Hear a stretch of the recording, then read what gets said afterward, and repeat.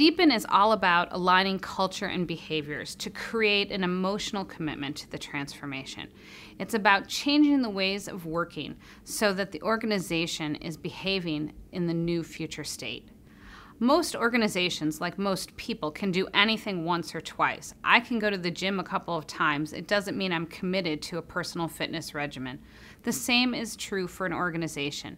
And Deepen is about how you make that transformation so that, on average, people are behaving in the new way.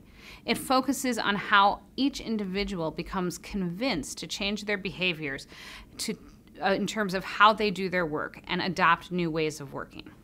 This often is tricky because the measurements that leaders are using to express and also to motivate themselves, like top-line growth, might not be linked to the measures that most employees use to motivate their behavior, which might be having positive interactions with clients. So creating the links between what is at the top and the part of the transformation with those elements that are essential to how people really work becomes critical. And messaging can be tricky. Communicating that something is better can sometimes send the signal that what was being done before is wrong. And what we want to do is motivate people to see what's in it for them in terms of adopting the new ways of working. The art of Deepen is really an art form. It's about reconnecting people to the new ways of doing things so they form an emotional commitment.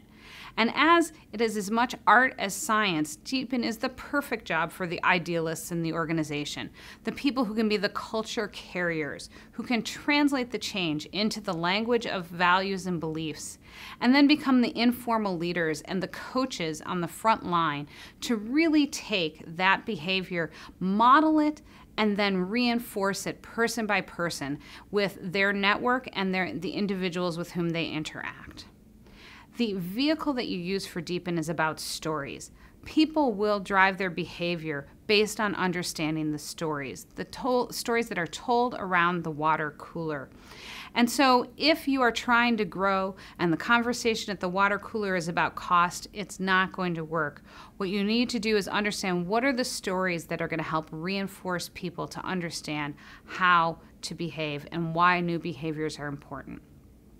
Once you've got the organization both to understand and change their behavior systematically, then you need to reinforce that throughout the fabric of the processes and elements of the organization. And that's what sustain is all about. And the next video is going to go more into detail about how we look at sustain.